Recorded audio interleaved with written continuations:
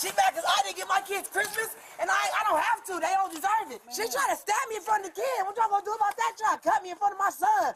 She tried to stab me in front of my child. Lashanda. So what's going on? Okay. Has he run away before?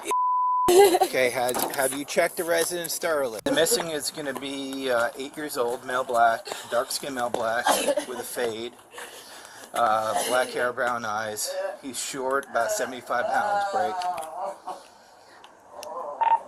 He was last seen about 9:30, 10 o'clock last night when they went to bed. Mom got up about 11:48, noticed that the back door was open. You're watching Morbid True Crime. Psychological true crime documentaries examining the decisions, evidence, and behavior behind real criminal cases.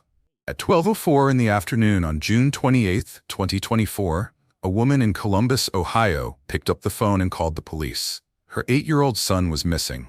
By 12:45, an officer's body camera was running outside her home on Olmsted Avenue. On the recording, she's crying. Hard enough that much of what she says is difficult to follow. She tells the officer she put her son to bed the night before, around 9:30. When she woke up, the back door was open. He was gone. He'd done this before, she said. 3 times. The officer believed her. He radioed for extra units to check the nearby parks. He asked if he could search the house with her, and she said yes. By that evening, investigators would be standing in the attic of that same house, looking at something that made everything captured on that body camera impossible to reconcile with what they were now seeing. This is the case of Martonio Wilder. And before it became a homicide investigation, it was something else. 2 timelines, running side by side for years, that were never supposed to intersect. Martonio Wilder was 8 years old. He lived in the Milo Grogan neighborhood on Columbus's Near East Side, in a household with his mother, Lashanda Wilder, her girlfriend, Johnna Lowe, and 2 younger siblings, a 9-year-old and a 3-year-old. To most of the outside world, there was little to distinguish this household from any other. Martonio was school-aged and enrolled. The family had a history with Franklin County Children's Services, but that alone doesn't separate a child from his family. Plenty of families have a file, and plenty of those families go on without further incident. By every external measure available to neighbors, teachers, or anyone passing the house on Olmsted Avenue, June 28, 2024, began as an unremarkable Friday. It would not stay that way.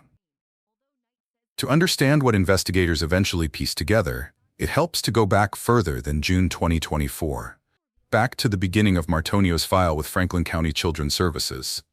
According to the agency, its first contact with the family came in May 2016. The month Martonio was born, after a report that he had tested positive for drugs at birth. That, on its own, did not end with permanent separation. What followed, according to family members, was more complicated. At some point, Lashanda relinquished custody of her children entirely. It was her own mother and sister, relatives later said, who went and retrieved the children from the custody of Children's Services. By around 2022, Lashanda had regained custody. To extended family watching from the outside, it read as a turnaround. For us, it looked like she was doing better, one relative would later say. She came back. She got her own house. It's worth sitting with that for a moment, not because it was untrue, but because of what it left out. A parent regaining custody after losing it isn't, by itself, a warning sign. It's often exactly what a family hopes to see. The difficulty for everyone involved, relatives, caseworkers, and eventually investigators, was that this version of events and the one running underneath it were both true at the same time. 6 months before Martonio disappeared, on Christmas Day 2023, Columbus police body cameras recorded a separate incident at a relative's home. In that footage, which would not become public until months after Martonio's death, family members can be heard raising concerns directly to police. Concerns about whether Martonio and his siblings would be safe if they were sent back to their mother's care. That recording exists. So I'm sure you just want her gone, right? Oh, yeah. And I'm not trying to keep her kid.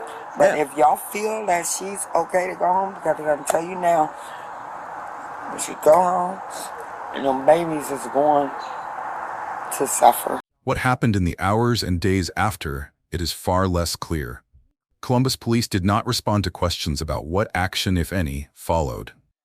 Franklin County Children's Services has consistently declined to discuss specifics, including dates of visits, the nature of any follow-up, or whether the concerns raised on that Christmas Day body camera were ever passed along internally, citing state privacy law. Here is what is documented. The agency confirms it was working with the family as recently as 2022. A caseworker was assigned to the household, and during the week Martonio died, that caseworker reportedly visited the home. Martonio was not there. According to family members who spoke with investigators afterward, Lashanda told the caseworker he was at daycare, and the visit ended there. Body camera footage occupies an unusual place in an investigation like this one. It isn't evidence of a crime when it's recorded. On December 25, 2023, it was simply a recording of a family member voicing a fear to a police officer. It became something else entirely once investigators had a reason to go back and watch it again. By the morning of June 28, 2024, none of that history was visible to the officer who responded to Lashanda Wilder's 911 call. What he had was a distressed mother, a missing 8-year-old, and a story that, on its face, made sense. Martonio had run away before, 3 times, according to Lashanda. The back door had been left open. He'd gotten up before anyone else, slipped out, and gone somewhere he'd gone before. On the body camera footage Columbus police later released, Lashanda is heard repeating, "I want my baby," as the officer checks the backyard. Most of her direct responses are redacted in the public version, and her face is blurred. But at one point, the officer relays her explanation over his radio for other units to hear, that Martonio is a little unruly, that there's a caseworker involved, and that he tends to act out when he doesn't get what he wants. It's a small moment, and on a normal day, it would mean nothing. An officer summarizing a parent's explanation of a child's behavior, so other units searching the area know what kind of kid they're looking for. But it's also, in hindsight, a moment where responsibility for what was about to be discovered was already being placed, gently, almost incidentally, on the missing child himself. The officer asks to search the house. Lashanda agrees. Johnna Lowe is there too, and the officer asks her directly if she has any idea where Martonio could be. On the recording, both women come across as exactly what they appear to be, 2 adults helping police look for a missing child. Nothing in the footage from this point signals what the next several hours would bring. The first pass through the house turned up nothing. Officers widened the search outward, to the parks and streets nearby, the kind of places a child who'd run off before might be found. When that produced no results, Columbus Police's Missing Persons Unit took over the case. And then detectives made a call that would become the hinge point of the entire investigation. They brought in a K9 cadaver dog. According to court records, this is the moment Lashanda's cooperation changed. She became, in the words of the record, uncooperative and did not want the dog brought inside her home. For investigators, that single detail reorganizes everything around it. A parent who has spent the day helping search for a missing child, who let officers walk through every room of the house hours earlier, suddenly objecting to a cadaver dog crossing the threshold. It doesn't prove anything by itself, but it's the kind of inconsistency that doesn't have an innocent explanation sitting next to it, and once investigators notice it, they can't unnotice it. By around 9 p.m., with Martonio still not located, Columbus police issued an Amber Alert. Not just for Martonio, for his 2 younger siblings, and for Lashanda Wilder herself.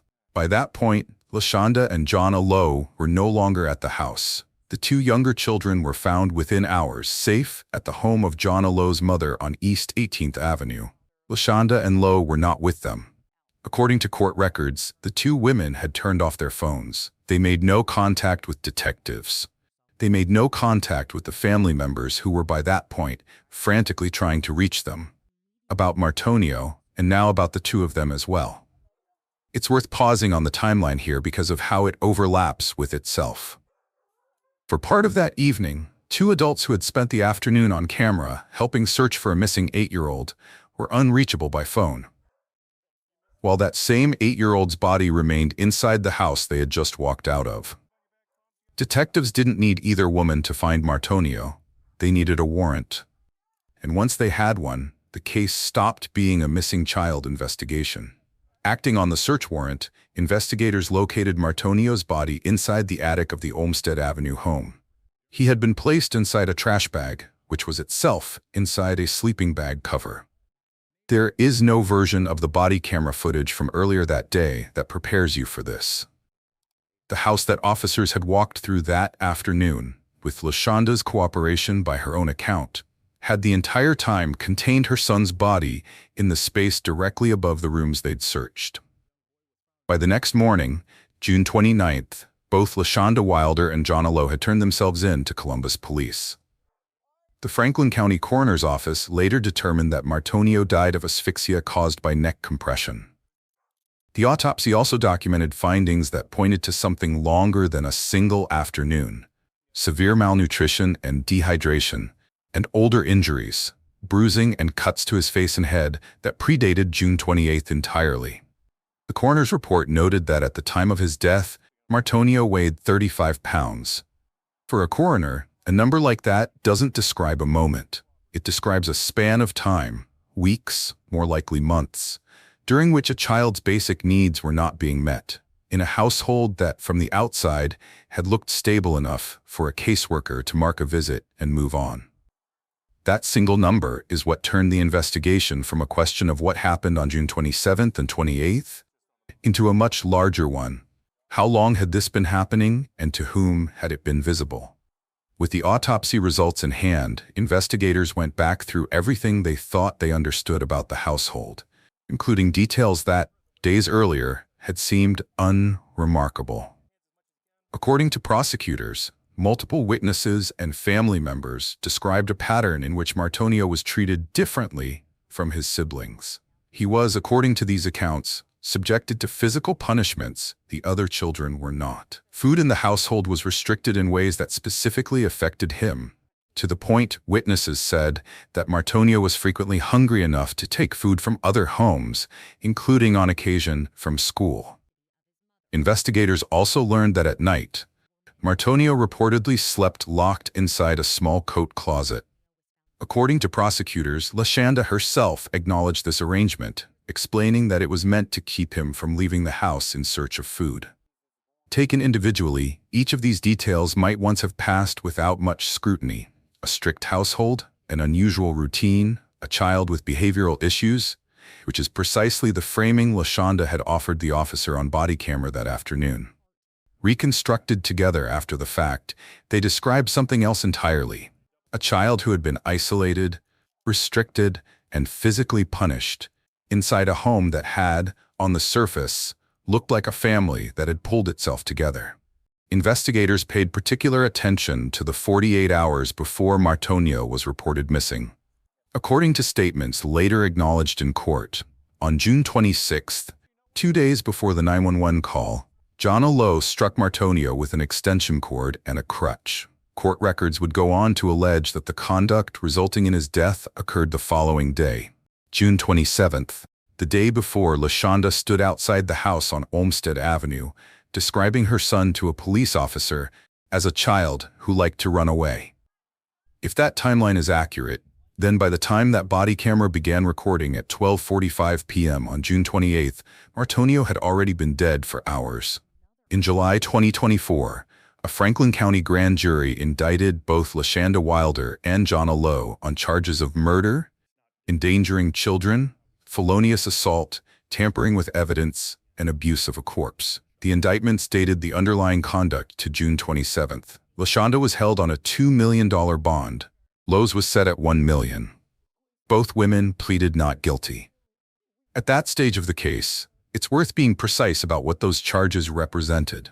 Allegations the prosecution would still need to prove in court, with both women entitled to the presumption of innocence the legal system affords every defendant, a presumption that would remain in place for nearly a year. It did not remain in place forever. On June 5, 2025, Johnna Lowe appeared in Franklin County Common Pleas Court and pleaded guilty to 1 count of murder and 1 count of gross abuse of a corpse. In exchange, prosecutors dropped the remaining charges: endangering children, felonious assault, and tampering with evidence. A judge sentenced her to life in prison with eligibility for parole after 15 years and credited her with 342 days already served. 5 weeks later, on July 15, 2025, Lashanda Wilder followed the same path. She pleaded guilty to murder and gross abuse of a corpse, along with a separate theft charge, and the remaining counts against her were dropped as well. She too was sentenced to life in prison, with parole eligibility after 15 years. With both pleas entered, the legal questions in the case were resolved.